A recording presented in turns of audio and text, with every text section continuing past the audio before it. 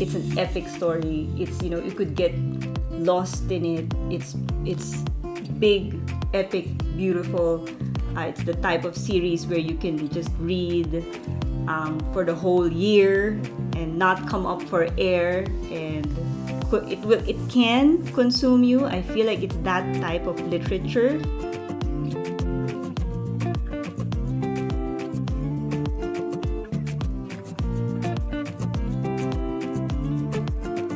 So today it's all about this book, Dune. And I'm really excited about this one because I have admired this piece of literature from afar for years. And I am super happy with this edition. Can we just take a moment and appreciate the book itself? So I want to show you Dune. This is the Dune book 1, the very first book by Frank Herbert. This is a special edition. I think this edition was released just last year, I want to say 2019. Yeah.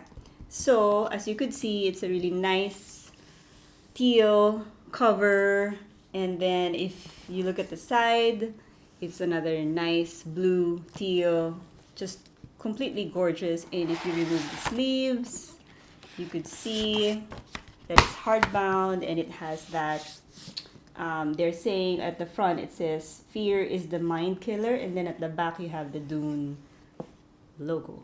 So it's, and then gold at the side.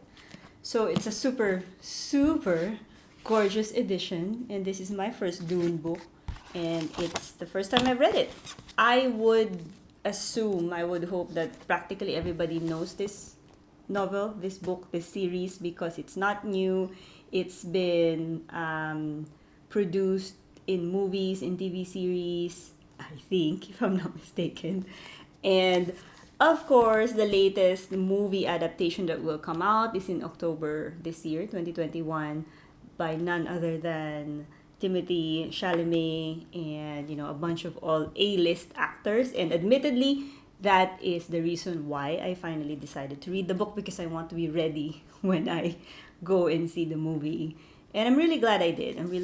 That being said, I do have a lot of opinion about the book. But yeah, much respect to Frank Herbert. This is like, I think this Dune series has a total of, 20 books or more? Yeah, I don't know for sure. This is my first time to read Dune. The book is sci-fi. It's science fiction. And I guess just the gist of it, it's about this planet called Arrakis. I don't know how to pronounce it, Arrakis or Arrakis. It's a desert planet wherein it is much coveted by the other, by the government and the other planets and the other families, the royal, nobility, to control it, because the spice that they need can only be produced by that planet. It can only come from that planet, which is Arrakis. And everybody wants a piece of it, everybody wants to control it, and so on and so forth. Now, the family that is focused on this story is the family Atreides, which is in the movie. You will meet them. That is Timothée Chalamet's family. And they are a new family who would be the new kind of ruler of that planet. And then, of course, all the political, all the politics involved around it. There will be rival families, there will be enemies involved, and then so on and so forth. So it's really very political and very religious as well. It has a very, like that vast backdrop of a story. This book, Dune, is the first book of the whole series, but this is not the first story in the Dune universe, right? The author just throws you into this story, but then when you enter this story, a lot has already happened. The Dune universe have like thousands and thousands, hundreds of thousands of years of history in background. So you will be going into that kind of rich background story. So the book is really impressive. The world, the world that he built, the author Frank Herbert, the world that he built is definitely, vast and big and epic and wonderful and beautiful. It's the type of world that you could just get into and then just, get lost and drown in it, and then, just love the characters in the background and the history and all that and the philosophy behind it. So he really built that kind of big science fiction world. And you have to keep in mind that he published this back in 1965. So this was probably one of the first in sci-fi canon that, you would see in this kind of, big epic world. And back then he must have written it for so long. He must have researched it. This must have consumed his life. I have, no doubt about it. This must have consumed him and his family's life, and you could tell from the world that he built. The book itself has a lot of parang it has terminology portion, it has an appendix, it has a glossary portion, just to explain to you what the world is, what Arrakis is, or what the Dune world is all about. And that's just the surface of it. That's just, that's not even all of it. It's just very, mababaw pa lang. It's really just the surface. That being said, I enjoyed the story. I really enjoyed the world. I enjoyed the characters. I enjoyed the so many layers about the book. I think that's one of the things that I really wanted to make a point of, wherein this book has a lot of, yun na nga, layers. So there's the political angle, there's the religious angle, there's the complex philosophy involved. What else? There is, of course, the power struggle between families, and then there's the mythical side of it. It's really, and there's the environmental side of it as well, if you want to, look at that angle too. So you could go into this book with that lens, with that perspective, and always come away thinking, always come away with a different opinion as well. The book itself, again, it's a great piece of literature, but honestly, and Dune fans might crucify me for this, or some might agree, but I thought the book I thought the book could have been written better.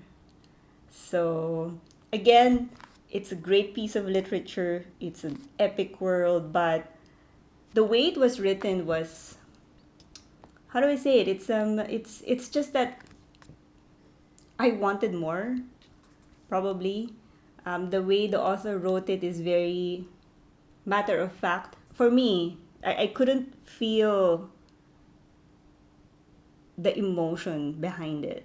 Like Paul Atreides is the center of the story, because he will eventually be the savior, or the one, or whatever. And naturally, the reader would gravitate towards him, and you would want to know more about him. You would want to know what he feels, what he thinks about, why he thinks this way, and so on and so forth. And the author didn't really deliver that much. And he is consistent, he as in the author, is consistent with all the other characters, right? The way he writes is very consistent in that sense, that it's really just giving you matter of fact what is happening. It's very narrative. Yeah. Very lang, parang nagkukwento lang. He's just telling you what happened. He's not going to tell you much about character development. There's not much about that. There's no sense of me, the reader, wanting to really care about the characters. And then, for example, some of the major characters here, like Chani, who is eventually going to be Paul's wife, or partner. Not a spoiler.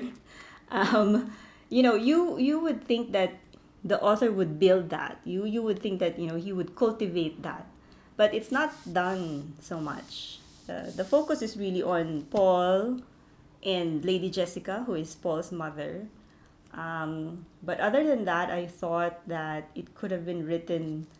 It has so much potential. Like, it could be a richer, content. Could have been that, but it's just lacking a bit in that department. The start of it, I have to say, because this book one, this Dune, comprises of three books, or three parts of the book. And the book one, the first part of this book, I think that was really good. That's written really well. That was written thoughtfully.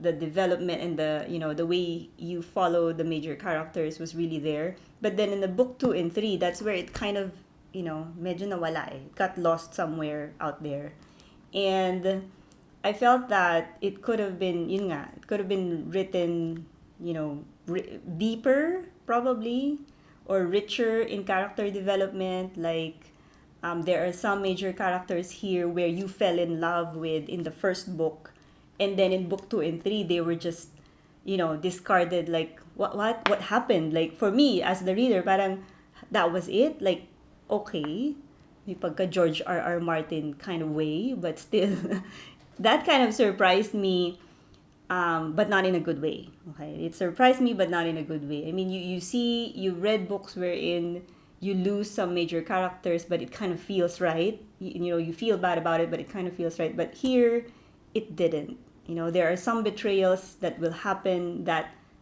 for me, was confusing. I didn't understand why this major character would betray someone when he was built up to be something else. So that was confusing to me.